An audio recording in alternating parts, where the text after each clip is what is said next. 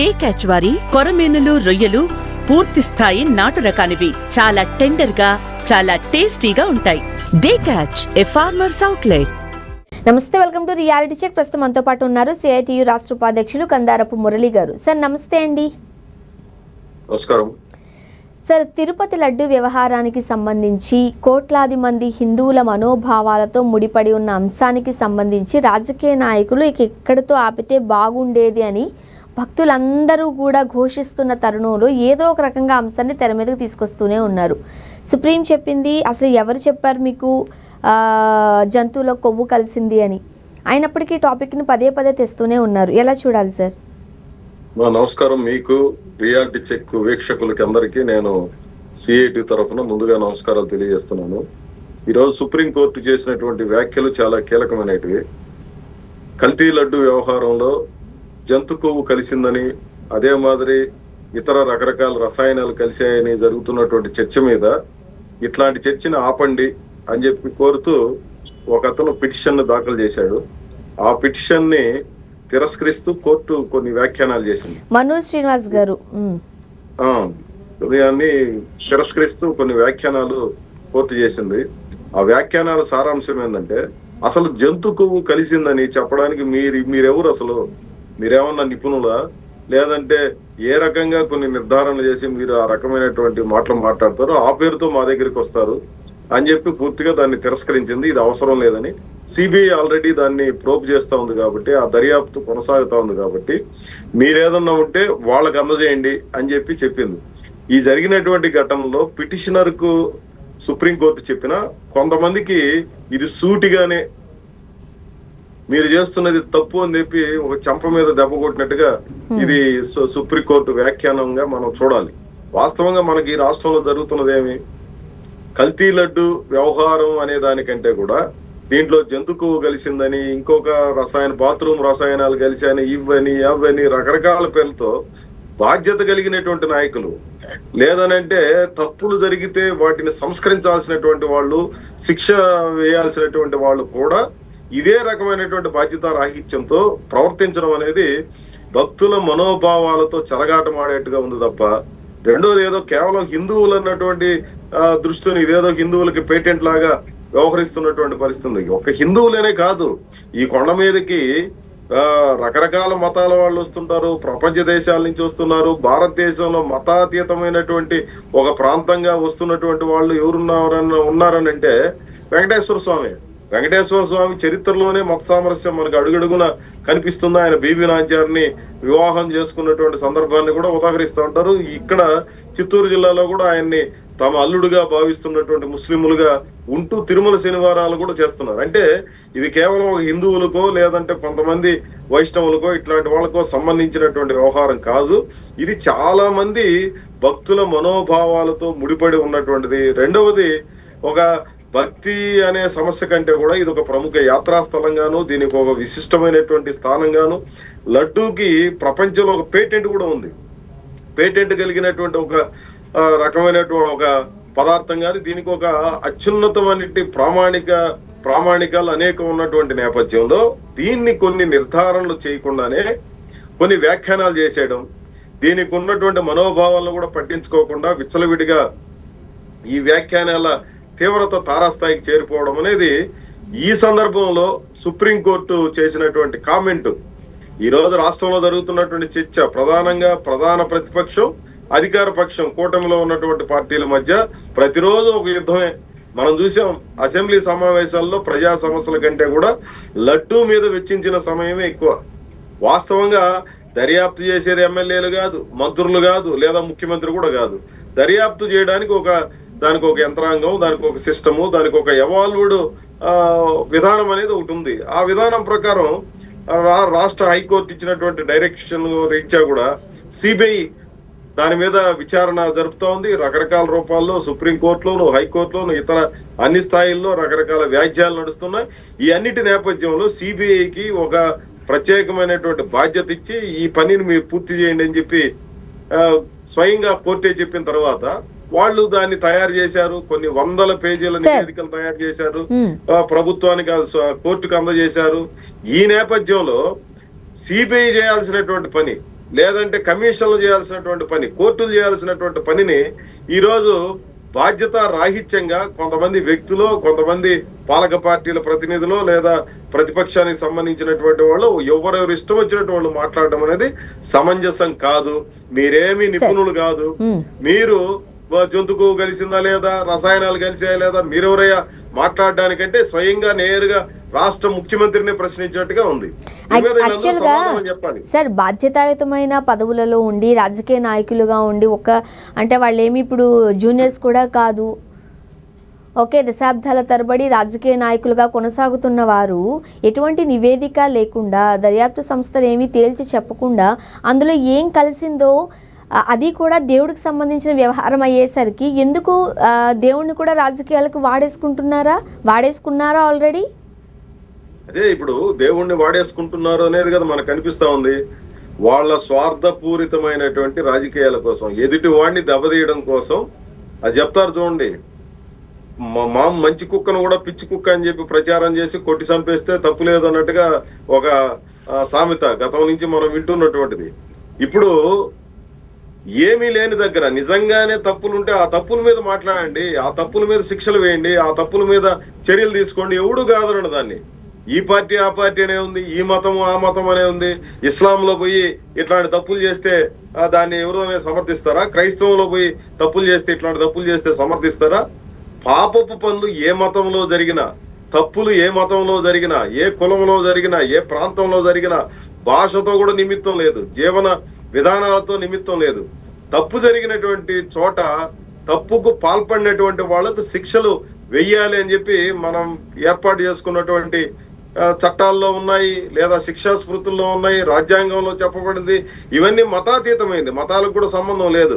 ఇది ఎక్కడ జరిగినా, ఆలయంలోనైనా, చర్చిలోనైనా, మసీదులోనైనా జరిగే తప్పులు క్షమించకూడదు. ఇక్కడ సమస్య ఏంటంటే ఈ భక్తుల మనోభావాన్ని దెబ్బతీస్తున్నది. కల్తీ చేసింది ఎవరండి? కల్తీ చేసింది హిందువే. లేదా దీంట్కి దోహద పడినటువంటి వాళ్ళు ఎవరు? హిందువులే. అధికారులు ఎవరు? హిందువులే. సస్పెండ్ అయినటువంటి వాళ్ళు ఎవరు? హిందువులే. ఈ రోజున కోర్టులో ప్రతిరోజు కోర్టుకు వచ్చి ముద్దాయిలుగా నిలబడుతున్నది ఎవరు? హిందువులే. ఈ రోజుకి జైల్లో ఉన్నటువంటి వాళ్ళు కూడా హిందువులే. ఇంకెవరి గురించో మాట్లాడితే ఉపయోగం ఉంది? ఇతర మతస్థుల ప్రభావం ఏముంది దీంట్లో? ఇక్కడ స్వయంగా రాష్ట్ర ముఖ్యమంత్రి జంతు కొవ్వు కలిసింది అనమాట. ఎవరైనా ఆయన ఏమైనా ఇతర మతస్థుడా? మతాల సమస్య కాదు, ఆయన కూడా హిందువే.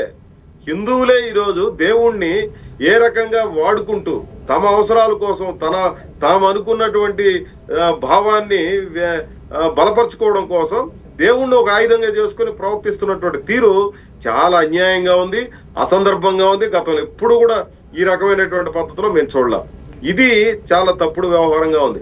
ఇదే విషయాన్ని సుప్రీంకోర్టు చెప్పింది, హైకోర్టు కూడా ఇదే రకమైన వ్యాఖ్యానాలు చేసింది. గతంలో సిబిఐని దర్యాప్తు చేయమని ప్రకటన కోర్టు చేసినప్పుడు కూడా ఇదే రకమైనటువంటి వ్యాఖ్యానాలు చేసింది. భక్తుల మనోభావాలతో మీరు చెలగాటమాడద్దు, మీరు చేస్తున్నది తప్పు అని చెప్పి సుప్రీంకోర్టు చెప్పాల్సి వచ్చింది. అంటే వైసీపీ ప్రభుత్వాన్ని ఇరకాటున పెట్టడానికి, వైసీపీ ప్రభుత్వంలో జరిగిన తప్పిదాలుగా చూపించడానికి కోట్లాది మంది హిందువులు ఎంతో నమ్మకంగా తీసుకునే ప్రసాదానికి సంబంధించి కూడా వీళ్ళు మాటలు జారడానికి వెనకాడలేదు అని అనుకోవాలా కొంతమంది అభిప్రాయం? అది ఇప్పుడు వైసీపీని ఇబ్బంది పెట్టడమా లేకపోతే జగన్మోహన్ రెడ్డి వ్యక్తులుగానో ఒక పార్టీగానో సమస్య కాదు కదండి.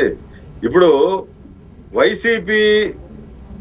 వైసీపీ అధికారంలో ఉన్న రోజుల్లో కల్తీ జరిగింది అంటే కల్తీ జరిగింది కాబట్టి దాన్ని చిన్నది చేసి లేని దాన్ని పెద్ద చేయాలని ఉందా? కల్తీ జరిగిన దాని విషయంలో కఠినంగా వ్యవహరించాలి. ఈ కల్తీ అనేది ఒక వైసీపీ హయాంలోనే కాదు, చంద్రబాబు నాయుడు గారి హయాంలోనూ జరిగింది, ఇప్పుడు కూడా జరిగింది. ఇప్పుడు కూడా ట్యాంకర్లని తిప్పి పంపుతున్నటువంటి ఘటనలు ఉన్నాయి. అసలు కల్తీనే జరగకుండా ఉండడానికి ఏమేమి చర్యలు తీసుకోవాలో దాని మీద చర్చ పోయేసి దీంట్లో వేరే ఇతర ఏ కొవ్వు ఉంది అని చెప్పి చర్చ ప్రధానంగా చేస్తాండి. ఇదేమన్నా అర్థం పర్థం ఉందండి? 2 ఏళ్ళైంది కూటమి అధికారంలోకి వచ్చి. ల్యాబ్ని స్ట్రెంథన్ చేయాలనేది వదిలేసి ఈ రోజుకి పాత పద్ధతులనే కొనసాగిస్తూ వీళ్ళు ఒకరి మీద ఒకరు యుద్ధాలు చేసుకుంటా ఉంటే మీరు నిజంగా ఎవరికి మేలు చేయాలని? వైసీపీకి మేలు జరుగుతుందా లేదనంటే కూటమికి ఏమన్నా మేలు జరుగుతుందా? నష్టం ఎవరు జరుగుతుంది? ఈ రకమైనటువంటి చర్చల వల్ల వెంకటేశ్వర స్వామి దగ్గరికి రావాలంటేనే భయపడిపోయే పరిస్థితిని సృష్టించబాకండి. ఇది మీ చేత్తో మీ కన్నును పొడుచుకున్నట్టుగా అవుతుంది తప్ప మరొకటి కాదు. ఇక్కడ ఈ రాష్ట్రంలో కూడా అంతే. ఈ రాష్ట్రంలో మీరు అనుసరిస్తున్నటువంటి పద్ధతి, అది పాలక ప్రతిపక్ష పార్టీలకి ఇద్దరికీ నేను చెప్పేది, ఏదో ఒక రూపంలో చర్చనీయాంశంలో పెట్టి దీన్ని చుట్టూ తప్పుల మీద తప్పులు చేస్తూ అనవసరమైనటువంటి రాద్ధాంతాలు చేయడం ఏ రకంగానూ సమంజసమైనటువంటిది కాదు అని చెప్పి నేను సూటిగా చెప్తున్నాను. ఇప్పుడు మనకి తిరుమల ప్రసాదం అంటే, మురళి గారు, తిరుమల ప్రసాదం అని అంటే అసలు మరో మాట ఆలోచించకుండా కళ్ళకద్దుకుని కళ్ళు మూసుకుని నోట్లో వేసుకునే పరిస్థితి నుంచి ఒకసారి దాన్ని తనివి తీరా చూసి వాసన చూసి నోట్లో వేసుకోవాల్సిన పరిస్థితికి రాజకీయ నాయకులు దేవుణ్ణి తీసుకొచ్చేసారు, ప్రసాదాన్ని తీసుకొచ్చేసారు. దాంట్లో డౌట్ ఏముందమ్మా? ఈరోజు వాళ్ళు చేసిన తప్పే అది పరాకాష్ఠకి వెళ్ళిపోయింది. ఈ రోజు లడ్డూను తాకాలంటే కూడా భయపడిపోతున్నటువంటి పరిస్థితి ఎందుకు తెచ్చిపెట్టారు? మీరే కదా తెచ్చింది. వాస్తవం అదంతా కూడా కోర్టు ఈ రోజు దాకా వ్యాఖ్యానం చేయలే. సిబిఐ దర్యాప్తు, ఒక సుదీర్ఘమైనటువంటి దర్యాప్తు జరిపి 100 మందిని విచారణ జరిపి, లేదు ఒక 100 పేజీలు కాదు 1000 పేజీల నివేదికనిచ్చినటువంటి సిబిఐ కూడా ఏ రకమైనటువంటి కొవ్వు కలిసింది అనే విషయం మీద వ్యాఖ్యానం చేయలే ఈ రోజు దాకా. లేదు రసాయనాలు కలిసాయని చెప్పి వ్యాఖ్యానం చేయలే. ఏమని వ్యాఖ్యానం చేసింది? నెయ్యిలో కల్తీ జరిగింది, అసలు నెయ్యి అనేదే లేదు, వేరే వేరే ఉత్పత్తులతో దీన్ని నెయ్యి వాసన వచ్చేటట్టుగా తయారు చేశారు అనేది నిర్ధారణ చేసింది. మిగిలినవి ఏ నిర్ధారణ లేవు. ఏ నిర్ధారణలు లేకపోయినా ఈరోజు విచ్చలవిడిగా మాట్లాడడం అనేది ఒక ఫ్యాషన్ గా మారిపోయింది. అసెంబ్లీలో అదే మాట్లాడుతూ ఉన్నారు. ఎవరు మాట్లాడుతున్నారు? మామూలు వాళ్ళు మాట్లాడితే దాన్ని అర్థం చేసుకోవచ్చు, లేమ్యాన్ మాట్లాడితే దాన్ని అర్థం చేసుకోవచ్చు, సాధారణమైనటువంటి వాళ్ళు లేదా చిన్న చిన్న వాళ్ళు మాట్లాడితే అర్థం చేసుకోవచ్చు. కానీ వీటన్నిటికీ అతీతమైనటువంటి వాళ్ళు, ఏదైనా తప్పు జరిగితే శిక్ష చేయాల్సినటువంటి వాళ్ళు, శిక్షించాల్సిన స్థానాల్లో ఉన్నటువంటి ముఖ్యమంత్రి ఇదే మాట్లాడతాడు, ఉప ముఖ్యమంత్రి ఇదే మాట్లాడతారు, మంత్రులు అయితే పదే పదే ఇదే మాట్లాడతారు. దీనివల్ల ఏం ప్రయోజనం అంటే మత విద్వేషాలు ఈ రాష్ట్రంలో పెరిగిపోవడానికి కారణం. సంబంధం లేనటువంటి మతాల మీదకి ఈరోజు గొడవ పోవడానికి సన్నద్ధమవుతున్నటువంటి పరిస్థితి ఉందంటే కారణం ఈ రకమైనటువంటి వైఖరే. ఇది అల్టిమేట్ గా ప్రశాంతంగా ఉన్నటువంటి మన రాష్ట్రంలో మత విద్వేషాలను సృష్టించే ఎత్తుగడలాగా ఈరోజు మారిపోయింది. ఇది కొంతమంది కాచు కూర్చొని ఉన్నారు. మతాన్ని అడ్డం పెట్టుకొని రాజకీయాల్ని ప్రభావితం చేయాలన్నటువంటి శక్తులు ఈరోజు భారతదేశంలో బలీయమైనటువంటి స్థానాల్లో ఉన్నాయి. ఇట్లాంటి వాళ్ళకి ఈ రాష్ట్రాన్ని అప్పచెప్పే ఒక దుష్ట ఆలోచన ఏమన్నా దీని వెనకాల ఉందా అన్నటువంటి అనుమానాలు కూడా కలుగుతున్నటువంటి పరిస్థితి. ఇంకా బాధాకరం ఏంటి అని అంటే, సరే అందులో జంతువుల కొవ్వు కలవలేదు అంటూ నివేదిక వచ్చింది, చూసాము, కాస్త ఊపిరి పీల్చుకున్నారు. భక్తులు అలా ఊపిరి పీల్చుకుంటున్నారో లేదో, అక్కడ భక్తుల మనోభావాలతో కానీ హిందువులతో కానీ ఎటువంటి సంబంధం లేదు రాజకీయ నాయకులకి. ఇది ఒక రాజకీయ పార్టీ అని కాదు మనం మాట్లాడేది. ఎవరైనా సరే వెంటనే ఓకే అందులో జంతువుల కొవ్వు కలవలేదు, బట్ రకరకాల రసాయనాలు కలిసి, ఇంకా పేర్లు పెట్టి కూడా మనం ప్రసాదం గురించి మాట్లాడలేం కాబట్టి ఆ పేర్లు కూడా తీయట్లేదు, ఆ రసాయనాలు కలిసాయి అంటున్నారు. ఎంత బాధాకరం ఇది. అదే తప్పు కదా. ఇప్పుడు భక్తుల మనోభావాలతో చెలగాట మాటమే కదా ఇది. భక్తుడు ఎంతో ఎక్కడెక్కడ మీకు సరిగా ఐడియా ఉందో లేదో నాకు తెలియదు. కర్ణాటక ప్రాంతంలో మారుమూల గ్రామాల నుంచి, తమిళనాడులో ఎక్కడెక్కడో 100 కిలోమీటర్ల దూరం నుంచి ఈ ఎండాకాలంలో మీరు చూడండి, ఎప్పుడైనా కాళ్లకు చెప్పులు లేకుండా ప్లాస్టిక్ కవర్లు కట్టుకొని, గోతాలు కట్టుకొని, లేదా కాగితాలు చుట్టుకొని ఎర్రటి ఎండలో గోవిందా గోవిందా గోవిందా అంటూ 100 కిలోమీటర్లు నడుచుకుని వచ్చి భక్తిభావంతో ఆ కొండ మీద దర్శనానంతరం ఆ లడ్డు చేతిలోకి తీసుకుంటే, ఒక చిన్న ముక్క తీసుకుని నోట్లోకి వేసుకుంటే, ఆహా స్వామివారు మమ్మల్ని అనుగ్రహించారు అని చెప్పి ఆనందపడే భక్తులు వేలకు వేలు, లక్షలకు లక్షలు, కోట్లాది మంది మేము ప్రతినిత్యం చూస్తూనే ఉంటాం ఇక్కడ తిరుపతి కేంద్రంగా. ఇట్లాంటి వాళ్ళ మనోభావాలతో మీరు చెలగాటం ఆడడం కాదా? ఈరోజు ఏదో ఒకటి మాట్లాడేసి నిజంగా తప్పులు జరిగినాయి, అదే జరిగి ఉంటే బయట పెట్టి చేయాలన్నా? మీరు కఠినంగా శిక్షలు చేయండి.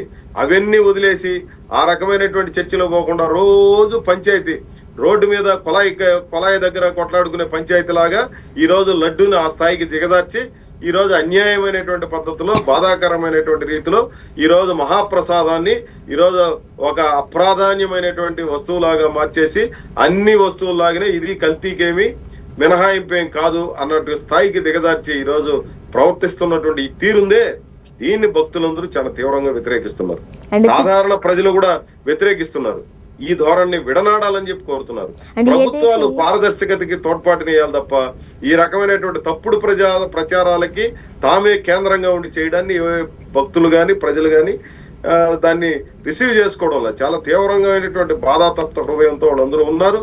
ఇప్పటికైనా ప్రభుత్వాలు ఒక పారదర్శకత మెయింటైన్ చేస్తూ పద్ధతి ప్రకారం వ్యవహరించాలని నేను కోరుతున్నాను. సార్, ఇప్పుడు తిరుపతిలో జరిగిన తొక్కిసలాట చూసాము, సింహాచలంలోని గోడ కూలడం చూసాము, శ్రీశైలంలో జరిగిన లాఠీ చార్జ్ చూసాము, అండ్ ఇప్పటికిప్పుడు మనం చూడొచ్చు కోటప్ప కొండలో జరిగిన ప్రసాదం విషయంలో చూసాము.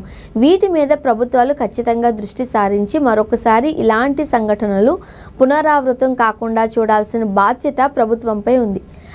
వాటి మీద దృష్టి సారించడం లేదు. ఆ వైపుగా ఎందుకు ప్రభుత్వం ఆలోచించట్లేదు? దేవాలయాలకు సంబంధించి ఏదో ఒక వార్త ఎందుకు ప్రజల మధ్య ఉంటుంది? మీరు అన్నది నిజమే.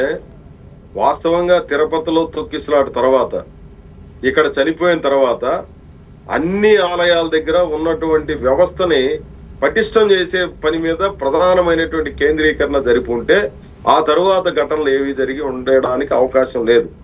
ఒకదాని తర్వాత ఒకటి జరుగుతున్నాయంటే దానికి కారణం ఏంటంటే వీళ్ళ ఆలోచనలు కానీ వీళ్ళ లక్ష్యం కానీ ఈరోజు రాష్ట్రంలో ఉన్నటువంటి ప్రజలు ప్రధానంగా ఎదుర్కొంటున్నటువంటి సమస్యలు లేదా వాళ్ళ మనోభావాలు లేదా ఇతర అవసరాలు వీటన్నిటికీ అనుగుణంగా వ్యవహరించాలన్నటువంటి తీరు లేకపోవడమే ఈ పరిస్థితికి ప్రధానమైనటువంటి కారణం. నేనేదో ఈ తొక్కిసలాట ఒక్క ఘటనగా, తొక్కిసలాట తిరుపతిలో మాత్రమే జరిగిందా? మీకు రాష్ట్రంలో మీరు చెప్పిన అన్ని పేర్లలో ప్రతి చోట ఇది జరగడానికి కారణమైంది. పర్వదినాలు వస్తే జనం తండోపతండాలుగా వస్తారనే విషయం వీళ్ళకి తెలుదా? వైకుంఠ ఏకాదశి వస్తే రాష్ట్రంలోనే కాదు దేశంలో ఉన్నటువంటి వైష్ణవ ఆలయాలన్నీ కూడా కిటకిటలాడిపోతుంటాయి. మహాశివరాత్రి వస్తే దేశంలో ఉన్నటువంటి శివాలయాలన్నీ కూడా కిటకిటలాడిపోతున్నటువంటి పరిస్థితి ఉంది. వినాయక చవితి వస్తే ఏ రకంగా ఉంటుందో మనకందరికి కూడా తెలుసు, దేశవ్యాప్తంగా కూడా మనం చూస్తున్నాం. అంటే పర్వదినాలప్పుడు కూడా ఆలయాల దగ్గరికి జనం పెద్ద ఎత్తున తరలి వస్తారు. అది వందల్లో కాదు, వేలల్లో కాదు, లక్షల్లో వస్తారనే విషయం ఏమన్నా కొత్తగా 2026లోనే జరుగుతుందా? 2025లో జరగలేదా? 24లో జరగలేదా? 23లో జరగలేదా? గత 100 సంవత్సరాల క్రమాణికం మీరు మొత్తం పరిశీలన చేయండి. జనం పెరుగుతున్నారు, గుళ్ళకి వచ్చే సంఖ్య రోజు రోజుకి పెరుగుతున్నారు, ఆలయాల ఆదాయం పెరుగుతుంది, భక్తుల రాక పెరుగుతుంది, రకరకాల కారణాలు ఇచ్చా. కానీ ప్రభుత్వాలు వీటిని పట్టించుకొని చేస్తున్నాయి. ఏదో కొన్ని ప్రభుత్వాలు మినహా మీరు చూడండి, ఈ రోజు రాష్ట్రంలో జరిగినటువంటి ఘటనలన్నిటి వెనక సీక్వెన్సీ మీరు చూడండి, 1 2 3 4 5 అని వరుసగా తీసుకోండి. ప్రతి దాని వెనక ప్రభుత్వ నిర్లక్ష్యమే కొనసాగుతోంది, అధికారుల నిర్లక్ష్యమే కొనసాగుతోంది. బాధ్యత రాహిత్యమైనటువంటి పరిస్థితిని అడుగడుగున మనం గమనిస్తాం. ఏముంది, పేదవాడు కూలోడికి కూడా మగబిడ్డేనా అని ఒక సామెత ఉంది. కూలోడు కూడా ప్రాణాన్ని కూడా లెక్కలేయాలనా? కూలోడు ప్రాణం పెద్ద విషయం ఏంది, సస్తే చచ్చినాడే అన్నట్టుగా తయారైపోయింది తప్ప ఈరోజు వ్యవస్థలో ఉన్నటువంటి పాలక పార్టీల పరిస్థితి ఈరోజు ఒక చిన్న పసి ప్రాణం పోతేనే దానికి ఎన్ని రకాల ప్రశ్నలు ఎదురవుతాయి మనం రాజ్యాంగ సూత్రాల్లో కానీ లేదా చట్టాల్లో కానీ వీటన్నింటినీ కూడా.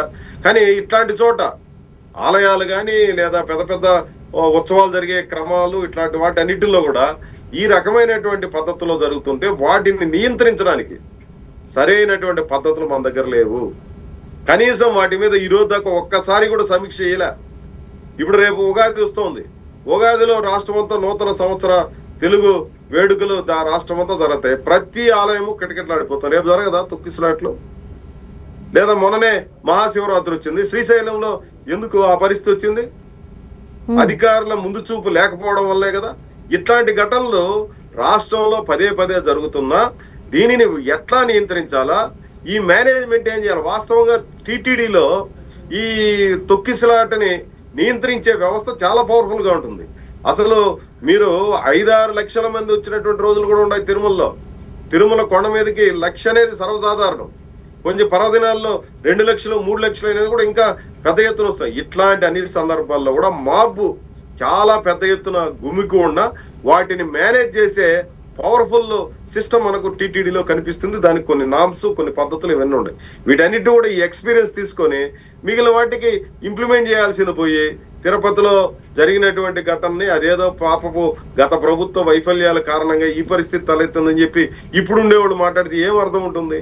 వీటన్నిటినీ పక్కన పెట్టి సీరియస్ గా తీసుకోవాలి. దురదృష్టం ఏంటంటే సీరియస్ గా తీసుకోవడంలో ప్రభుత్వాలు తీసుకోకపోగా ఇట్లాంటి ఘటనలు జరిగినప్పుడు దాని నుంచి లబ్ధి పొందాలన్నటువంటి తాపత్రయం తప్ప ఆ తాపత్రయంలో 10వ వంతైనా ముందస్తు చర్యలు తీసుకోవాలి అనేటువంటి లక్ష్యం ఉంటే ఈరోజు ఈ పరిస్థితే ఉండేది కాదు. దాన్ని మనం అర్థం చేసుకోవాలని నేను భావిస్తున్నాను. ఇక ఏపీలో వివేక గారి హత్యకి సంబంధించి ఇక దర్యాప్తు చేయడానికి ఏమీ లేదు అని సుప్రీం చెబుతున్నప్పటికీ కూడా సునీత గారు ఎందుకో సాటిస్ఫై కావట్లేదు. పదే పదే దర్యాప్తు కావాలని ఆమె కోరుతున్నారు. అవినాష్ రెడ్డి గారు బెయిల్ రద్దు చేయాలి అని కోరుతున్నారు. ఎలా చూడాలి అంశాన్ని? ఇప్పుడు గత 7 ఏళ్లుగా ఈ సమస్య ఈ రాష్ట్రంలో నలుగుతోంది.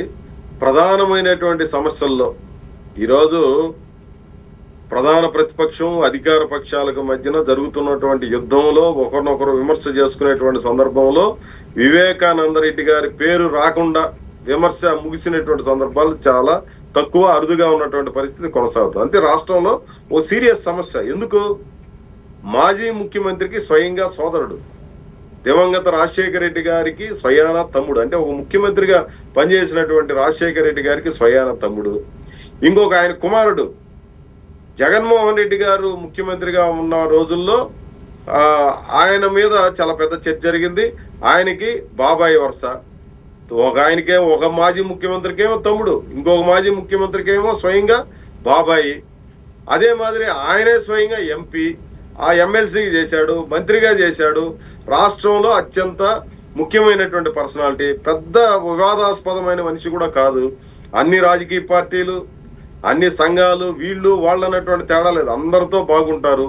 ఎవరికి ఏ కష్టం అనిపించినా ఇమ్మీడియట్ గా మాట్లాడడానికి ప్రయత్నం చేస్తాడు. ఇవన్నీ చాలా మంచి లక్షణాలు ఉన్నటువంటి సాధు స్వభావిగాను, లేకపోతే ఒక సానుకూలమైనటువంటి మనిషిగాను వివేకానంద రెడ్డి గారిని చూస్తున్నటువంటి నేపథ్యం మనం గతంలో చూసాం, ప్రస్తుతం చూస్తున్నాం. భవిష్యత్తులో కూడా ఆయన పట్ల ఉన్నటువంటి అభిప్రాయాలు మారిపోతాయని నేను అనుకోను.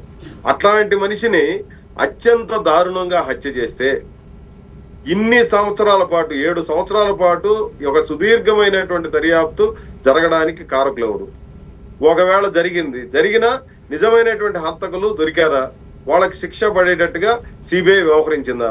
లేదా అసలు ప్రధానమైనటువంటి ముద్దాయిలు తప్పించుకోబోయారని చెప్పి పదే పదే జరుగుతున్నటువంటి చర్చకి సిబిఐ దోహదం చేసి, ఇవన్నీ రకరకాల ప్రశ్నలు, రకరకాల చర్చలు, డిబేట్లు ఇవన్నీ కూడా జరుగుతున్నాయి. నేను ఏమంటానంటే ఇట్లాంటి ఒక ముఖ్యమైనటువంటి పర్సనాలిటీస్ చనిపోయిన సందర్భాల్లోనో లేదంటే కుట్రపూరితంగా జరిగిందని చెప్పి ఆరోపణలు వచ్చినటువంటి సందర్భాల్లో ఎంత ఆలస్యం చేయడం అనేది సమంజసనీయం కాదు. రెండవది, సిబిఐ దర్యాప్తు ముగిసిపోయింది అని చెప్పింది. చాలా ప్రశ్నలకి సమాధానం రానటువంటి పరిస్థితి ఉంది. సిబిఐ దర్యాప్తు ముగిసిపోయి సుప్రీంకోర్టు కూడా చెప్పింది సిబిఐ దర్యాప్తు ముగిసిపోయింది అని చెప్పిన తర్వాత ఇంకేముంది, ఏ పిటిషన్ నా దగ్గర అవసరం లేదు, ఆ ట్రయల్ కోర్టులో పోయి తేల్చుకోండి, ఇంకొక 4 వారాల్లో మొత్తం తీర్పు కూడా వచ్చేస్తుందని చెప్పి నిన్న జరిగినటువంటి ఘటనలో సుప్రీంకోర్టు మాట్లాడినటువంటి విషయంలో మనకు కనిపిస్తుంది. కాబట్టి 4 వారాల్లో ఈ సమస్య పరిష్కారం అవుతుంది అంటున్నారు. ఎప్పటికైనా దానికి ఫుల్ స్టాప్ పెట్టాలి. అదే మాదిరి ఎంతటి వాళ్ళైనా సరే దీంట్లో దోషులుగా ఉంటే కఠినంగా శిక్షించాలనేది నేను కోరుతున్నాను. అండ్ మరోపక్క గవర్నమెంట్ అధికారులు ఎందుకు కూటమి ప్రభుత్వంపై గుర్రుగా ఉన్నారు సార్? వచ్చి కంప్లీట్ అయింది 2 ఇయర్సే. అండ్ ఏదైనా ఒక ప్రభుత్వం కనుక ఆ ముఖ్యమంత్రి పీఠాన్ని లేకపోతే అధికారాన్ని చేజిక్కించుకోవాలి అని అంటే ప్రభుత్వ అధికారుల హ్యాండ్ ఎంత అవసరం అందరికీ తెలిసింది. కావాలని కూటమి ప్రభుత్వానికి అధికారాన్ని కట్టబెట్టారు, కావాలని వైసీపీ ప్రభుత్వాన్ని దించేశారు. 2 ఏళ్ళు అవుతుంది, మరి ఎందుకు ఇంత వ్యతిరేకత వస్తోంది అన్ని శాఖల నుంచి?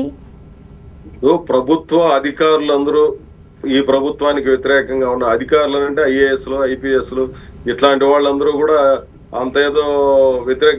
ఇటీవల ఒక పత్రికలో కూడా ఒక వార్త రాశారు, వీళ్ళందరూ ఒక చోట కూర్చొని ఈ ప్రభుత్వం తేల్చేయాలని చెప్పి నిర్ణయం చేసుకున్నట్టుగా కొంతమంది ఐఏఎస్ల ఒక గూడుపుటానికి ఏర్పడి చేశారని చెప్పి వార్త వచ్చింది. దాంట్లో నిజమంతో ఏమో నాకు తెలియదు, కానీ చర్చ మాత్రం ప్రారంభమైంది. ఇప్పుడు మీరు అడుగుతున్నటువంటి వాటిలో ప్రభుత్వ ఉద్యోగులు గాని, కార్మికులు గాని, ఉదాహరణకు అంగన్వాడీ వాళ్ళు ఉన్నారు. గత ప్రభుత్వ హయాంలో జగన్మోహన్ రెడ్డి గారు ముఖ్యమంత్రిగా ఉన్నటువంటి రోజుల్లో 42 రోజుల పాటు కంటిన్యూస్ గా ఏ మాత్రం శశపిషలు లేకుండా, సంశయం లేకుండా చాలా పెద్ద ఎత్తున అప్పటి వరకు పోరాటాలు చేయాలంటేనే భయపడిపోతున్నటువంటి పరిస్థితుల్లో ఉన్న సంఘాలు, అట్లాంటి పరిస్థితిలో ఉన్న నేపథ్యం నుంచి ఒక 42 రోజుల పాటు బిగిన మహిళలు చేసినటువంటి పోరాటం మన రాష్ట్రమే కాదు మొత్తం యావత్ భారతదేశాన్ని దాన్ని పెద్ద ఎత్తున ఆకర్షించింది. ఇది మంచిదా చెడ్డదా అని చెప్పి చాలా పెద్ద చర్చ జరిగింది. ఏమైనా ఈ 42 రోజుల పోరాటం ఆ రోజు ఉన్నటువంటి జగన్మోహన్ రెడ్డి గారి ప్రభుత్వానికి చాలా పెద్ద నష్టం తెచ్చిపెట్టింది. ఈ అంచనా జగన్మోహన్ రెడ్డి కూడా వేసుంటే ఆ రకంగా ఆ రోజు వ్యవహరించి ఉండేవాడు కాదేమో అన్నటువంటిది నాకున్నటువంటి అభిప్రాయం. ఇప్పుడు ఆ అంగన్వాడీలే కాదు, అదే మాదిరి ఆశాలు ఇట్లాంటి సమస్యల మీద మాట్లాడుతున్నారు, మధ్యాహ్న భోజనం వాళ్ళు మాట్లాడుతున్నారు, మున్సిపల్ కార్మికులు మాట్లాడుతున్నాడు, ఎలక్ట్రికల్ వర్కర్. మొన్న జరిగిన అసెంబ్లీ సమావేశాల సందర్భంగా ప్రతిరోజు ఏదో ఒక సంఘం ధర్నా కార్యక్రమము, చలో అమరావతి కార్యక్రమము, చలో అసెంబ్లీ కార్యక్రమము ఏదో ఒక రూపంలో పెడుతూనే ఉన్నారు. ఎందుకు ఇంత అసంతృప్తి వీళ్ళందరికీ పెరిగింది? ఎందుకనంటే ఈ ప్రభుత్వం ఎన్నికలకు ముందు ఇచ్చిన హామీలని ఏ మాత్రం అమలు చేయకుండా ఈ రోజు దాకా వీళ్ళకందరికి ఇచ్చిన హామీలుగానే ఉన్నాయి. ఏ రకమైనటువంటి పరిష్కారం లభించినటువంటి నేపథ్యంలో అనివార్యమై వీళ్ళందరూ వీధుల్లోకి రావాల్సినటువంటి పరిస్థితి ఏర్పడిందని చెప్పి నేను భావిస్తున్నాను. కారణం ఏమంటే ఇదే ముఖ్యమంత్రి స్వయంగా కుప్పంలో అంగన్వాడీల దగ్గర పోయి మేము అధికారంలోకి వస్తున్నాం, మీకు న్యాయం జరుగుతుందని చెప్పారు. వెంకటగిరిలో ఆ అంగన్వాడీ వాళ్ళ దగ్గరికి పోయి ఇదే రకంగా మాట్లాడు. పవన్ కళ్యాణ్ గారు ఒకవైపున, ముఖ్యమంత్రి చంద్రబాబు గారు ఒకవైపున, లోకేష్ గారు ఒకవైపున, మిగిలిన ఈ రోజు పెద్ద పెద్ద స్థానాల్లో మంత్రుల స్థానాల్లో ఉన్నటువంటి వారిలో కూడా అత్యధికులు పోయి మేము మీ సమస్యలని పరిష్కారం చేస్తాం, మేము అధికారంలోకి వస్తే మీ సమస్యలన్నింటి పరిష్కారం అయిపోయినట్టే అనుకోండి అని చెప్పి పదే పదే చెప్పినటువంటి వాళ్ళు ఈ పెద్ద మనుషులు, ఈ రోజు అధికారంలో ఉన్నటువంటి పెద్ద మనుషులు. కానీ ఈ రోజు దాకా వాళ్ళ సమస్యలు పట్టించుకోలేదనంటే వీధుల్లోకి రావాల్సిన అవసరం ఉందా లేదా? మీరు మొదటి 6 నెలలు పట్టించుకోలేదు, ఏదో కొత్త ప్రభుత్వం ఏర్పడింది, వాళ్ళు కింద మీద పడుతున్నారంటే అర్థం చేసుకోవచ్చు. సరే, 2వ సంవత్సరం కూడా అర్థం చేసుకో, 3వ సంవత్సరం 4వ సంవత్సరం కూడా అర్థం చేసుకుంటూనే ఉంటే తిరిగి ఈ ప్రభుత్వ పరిమితే అయిపోయే పరిస్థితి వచ్చేస్తుంది కదా. అందుకని మీరు ఎన్నికలకు ముందు ఇచ్చినటువంటి హామీలను అమలు చేయండి మహాప్రభు అని చెప్పి, వాళ్ళు చెప్పినటువంటి హామీలను అమలు చేయమని చెప్పి అంగన్వాడీ వాళ్ళు కానీ, ఆశా వాళ్ళు కానీ, లేదా మిగిలిన ఉపాధ్యాయులు కానీ, ఎలక్ట్రిసిటీ వాళ్ళు కానీ, రకరకాల రూపాల్లో ఉన్నటువంటి వాళ్ళందరూ కూడా ఈ కాలంలో పోరాటం చేసినటువంటి ఉద్దేశం ఏంటంటే మాకు రావాల్సినటువంటి సౌకర్యాలు ప్రాపర్ గా రావడం లేదు, చట్టబద్ధంగా మాకు కల్పించాల్సినటువంటి విషయాలంటే కూడా కల్పించండి అని చెప్పి వాళ్ళు పదే పదే చెప్పారు. జిల్లాల్లో పోరాటాలు చేశారు, వాళ్ళ పని ప్రదేశాల్లో పోరాటాలు చేశారు. ఇక కుదరదని చెప్పి జిల్లా కలెక్టరేట్ల దగ్గర పోరాటాలు చేశారు. అయినా స్పందించకపోతే చలో అసెంబ్లీ అని చెప్పి అందరూ వేల కొలదిగా వస్తున్నారు. దీని కారణాన్ని ఇక్కడ మనం నేరుగానే అర్థం చేసుకోవచ్చు. ఈ కూటమి ప్రభుత్వం అనుసరిస్తున్నటువంటి తీరు బాగోలేదు. గ్రాడ్యువల్ గా వ్యతిరేకతని పెంచుకుంటోంది. సమస్యల పరిష్కారం చేయడం మాట అటుంచి ఈ రోజు పూర్తిగా చేతులు ఎత్తేసే పరిస్థితికి వచ్చేసింది. దాని వల్ల దబాయింపుగా మాట్లాడుతున్నటువంటి పరిస్థితి. అందరినీ ఇదే రకమైనటువంటి పద్ధతిలో వ్యవహరిస్తున్న ఈ ధోరణి ఉంది చూడండి, ఇది మరింత ఈ ఉద్యోగుల్లో కానీ, కార్మికుల్లో కానీ, అదే మాదిరి ఈ స్కీమ్ వర్కర్లో వీళ్ళందరిలో కూడా తీవ్రమైన ఆగ్రహ జ్వాలలు రేపెడుతున్నటువంటి పరిస్థితి. ఎన్నికలకు ముందు ఇచ్చినటువంటి హామీ గురించి మాట్లాడరు, మేమేదన్నా కష్టాలు చెప్తే దాని గురించి సానుకూలంగా స్పందించరు. ఏ రకమైనటువంటి పరిష్కారం చెప్పకుండా ఎవరి కోసం మీరు పనిచేస్తున్నారు? అదానీలు, అంబానీల కోసం పనిచేస్తారు. మీరు చేసే రోజు ప్రాజెక్టులు, రోజు రివ్యూలు, నిన్న 2 రోజులు కలెక్టర్ల సమీక్ష జరిగింది. మీరు ఇవన్నీ చేస్తున్నది ఎందుకు? ప్రజలకి ప్రయోజనం చేకూర్చడానికా, లేదా ప్రభుత్వ సిబ్బందికి ప్రయోజనం చేకూర్చడానికా, లేదు బయట వాళ్ళకి చేకూర్చడానికానంటే వీళ్ళ కష్టంలో ప్రధానమైనటువంటి భాగం కార్పొరేట్ కంపెనీలకు మేలు చేయాలన్నటువంటి కుట్ర దాగుందో తప్ప ఈ రాష్ట్రంలో ప్రజలందరికీ మేలు చేయాలన్నటువంటి దృష్టితో లేదు అనేది పలు సందర్భాల్లో విషదం అయ్యింది. ఇప్పుడు కూడా అదే అనిపిస్తా ఉంది అండి, మీరు గమనించాల్సింది. చూద్దాం సార్ ఏం జరగబోతుంది. ఇంకా టర్మ్ టైం ఉంది కాబట్టి చూద్దాం ఏం చేయబోతున్నారు. Thank you so much Murali గారు, మీ అభిప్రాయాలు పంచుకున్నారు. Thank you. ఇది వాళ్ళ రియాలిటీ చెక్. Stay tune.